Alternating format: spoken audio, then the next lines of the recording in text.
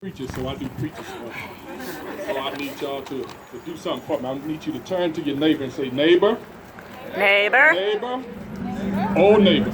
oh neighbor, The earth is a beautiful place, Earth is a beautiful place, and we plan to keep it that way. and we plan to keep well. I want to talk a little while about ecological justice. I'd like to define some terms here.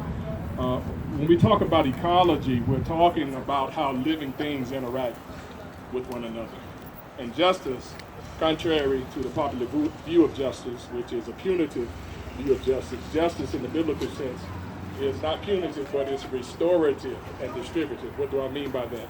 Justice is about restoring that which has been broken, that which has been damaged, that which has been wounded and injured. And distributive means that justice is about each and every living being in the cosmos getting what it needs to fulfill its purpose and to develop to its fullest capacity. Now, in the book of Genesis, there's a story. It's the first creation story, really not the first one, but chronologically the first one. It talks about God creating the world, and at the end of each day, God said, that's good. Yeah. And that good is really not an ethical or moral evaluation. It's really about functionality. It's about saying that which I have made is designed in such a way as to function in the way that I intended it to work. So everything in the created order works the way it's supposed to work, seemingly, except one species, the human species. Because let's be real, this catastrophe that we're teetering on the edge of is human-made, it's man-made.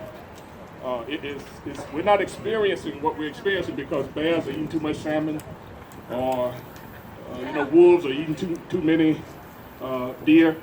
This is because of our greed. Our greed. We have placed profit over people and our needs over our greeds, and that's rooted in a myth about reality.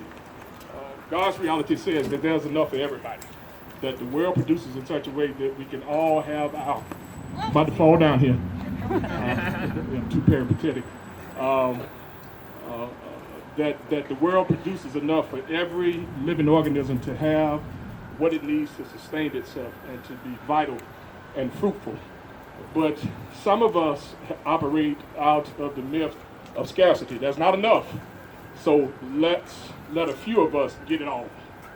And that type of thinking is driving us to the brink, as I said, of global catastrophe.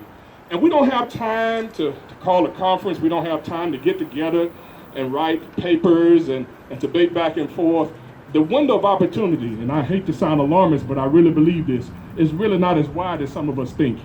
We've got to act, and we've got to act now. Now, the fact that we're here really shows you the type of privilege that some of us have. Even though I believe in my heart of hearts that climate change is the existential threat that we're facing in our day and time, we need to realize that somebody punching a clock, making $7, $8, $9 an hour, that's not high on the list.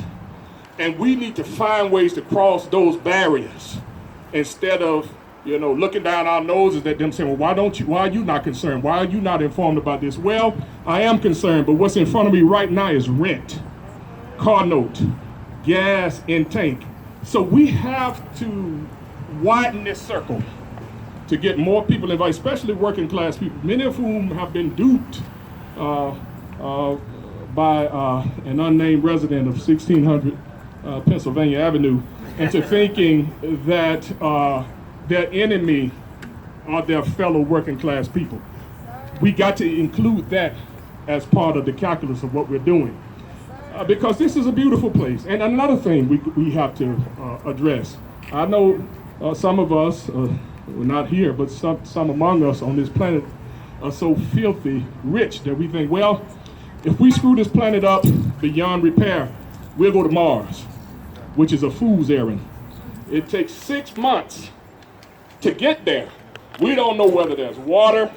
We don't know whether it can be terraformed. And here we are not taking care of the place that is that is ideally suited for human habitation. We got to do better. We must do better. And we must do it quick. We don't have time to waste because this is a beautiful place. There's another word I want to leave with you that is a powerful word for me. It comes from a Greek word, oikumene, which means world house, from which we get our word ecumenical. Ecumenical means having different groups, especially different religious groups, working together, focusing on that commonality. And that's what we got to do. We got to do like porcupines when the wolf is coming. We may stick one another, but if we don't stick together, the wolf is going to devour us all. If we're not careful, the White Walkers are coming. And we got to make a decision right now.